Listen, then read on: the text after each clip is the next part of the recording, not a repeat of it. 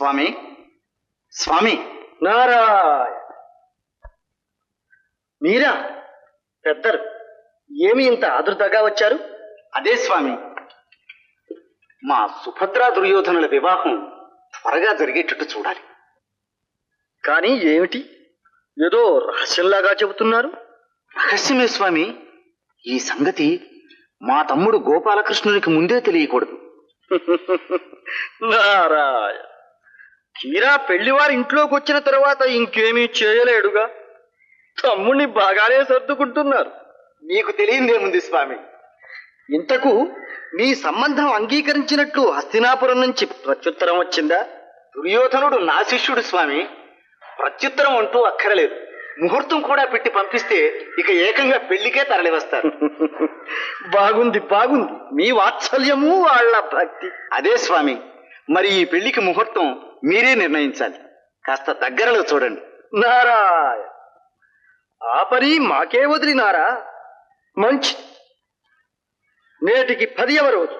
దశమా స్వామి కావచ్చు. ఆ రోజున ఆ వివరాలన్నిటికీ మీ పురోహితులున్నారుగా. సరేలేండి, ఆ చిన్న విషయాలు మీకెందుకు.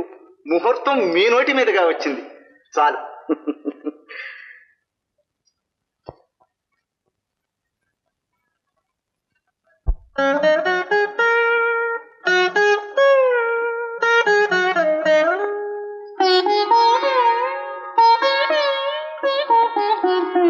ఎవరి నరుడు విశ్వం తెలియక ప్రవర్తిస్తున్నాడు?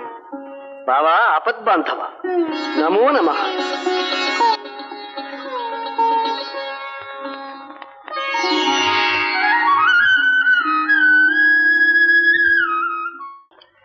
బావా భీభత్స. బావా, ఏమిటి దశమి లగ్నం? అది కానిది.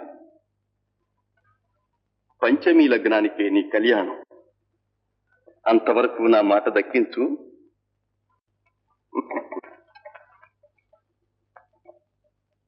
నీకేం బావా, చెప్పడం తేలికి. ఇంకా 5 రోజులే.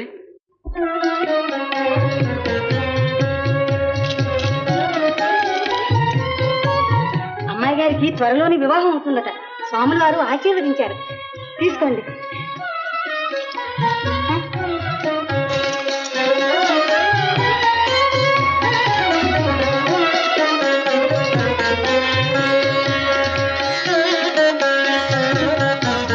చూసావా సుభద్ర, యతీశ్వరుల వారిని సేవించిన ఫలం. నీ అదృష్టం పండింది. మాకు చాలా సంతోషంగా ఉంది. నీ పెళ్లికి ముహూర్తం కూడా స్వాముల వారే నిర్ణయించారు. నీకు ఇష్టమేగా? ఏమో, మీ ఇష్టం. మళ్ళీ అదేమిటి?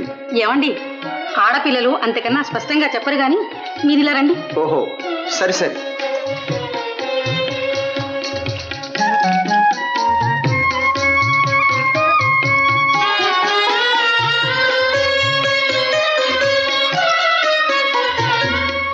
ఏం సుభద్ర, ఆ స్వాముల వారు మంచివాడు కాదు కదూ? ఆయన మాటలు చేష్టలు నీకు ఇష్టం లేదుగా? మరి ఆయన్ని సాగనంపుదామా, వెళ్ళగొడదామా, తరిమేద్దామా? నీ ఇష్టం చెప్పు. అన్నయ్య, మా మరదలు ఏమో అనుకున్నాను.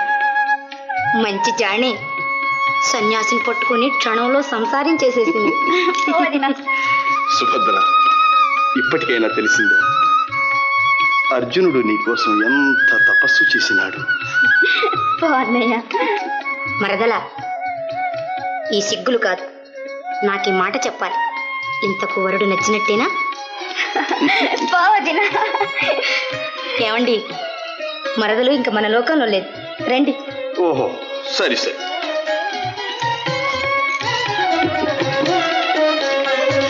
చిన్నయ్య, అన్నయ్య, లేచలా. ఇదంతా నిదయ. సుభద్ర, అన్నయ్య,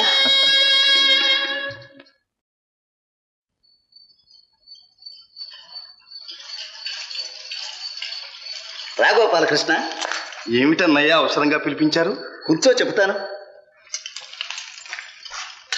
నీవు చేతలవాడివే కానీ మాటలవాడివి కాదు. అందుకని తీరా చేయవలసి వచ్చినప్పుడే చెప్పవచ్చని ఈ సంగతి కాస్త రహస్యంగా ఉంచాను. అదేమిటన్నగారు? మరేం లేదు, దుర్యోధనుడు మనకు చాలా కావలసినవాడు, దగ్గరవాడు కదూ. అన్నిటినీ మించి మీ శిష్యుడాయను. అందుకనే ఆ సంబంధం ఎప్పుడో నిశ్చయించాను. పెళ్లికి తరలి రమ్మని ముహూర్తం పెట్టి పంపించాను. ఏమంటావు? నేనేమంటాను? మీరే చెప్పారుగా, నేను చేతలవాడినే కాని మాటలవాడిని కానని. అదే గోపాలకృష్ణ, మన సుభద్ర ఎప్పుడు పెళ్లి కూతురు అవుతుందా అనే నా ఆరాటం. మీరనుకుంటే చాలు, అలా జరిగిపోతుంది.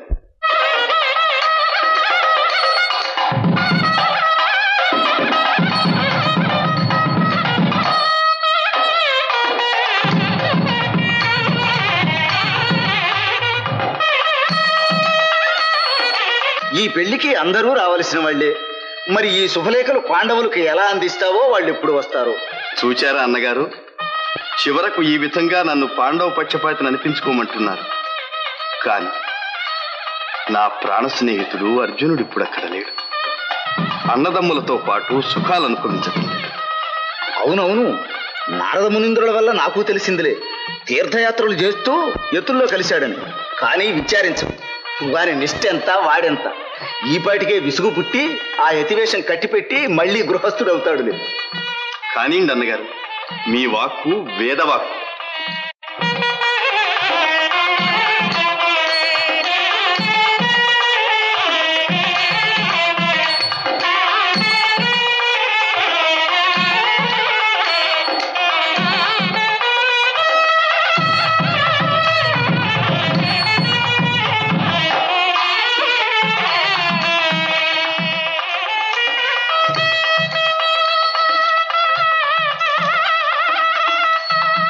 ఏమిటి సుభద్ర అలా చూస్తున్నా? ఆ కళ్ళ నీళ్ళేమిటి? అదేనా, చిన్నయ్య కనిపించడం లేదు. ఆయన రాకుండానే నా పెళ్లి జరిపిస్తారా? సుభద్ర, అన్నయ్య ఇక్కడే ఉన్నానమ్మా. పద.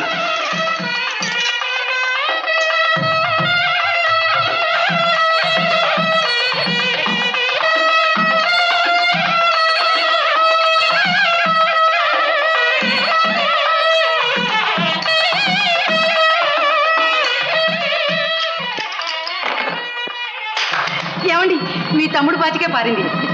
అయితే ఈ వేళ వచ్చిన వెన్నంతా నీదే గోపాలకృష్ణ. బాగుంది మీ పందెం. ఉండండి. ఎక్కడా మంగళ వాయిద్యాలు? ఎక్కడేమిటి ఈ వేళ విశేషం ఏమిటి తమ్ముడు? ఏముంటుందిలే అన్నయ్య, రుక్మిణి బొమ్మల పెళ్లిళ్ళు చేస్తూ ఉంటుంది.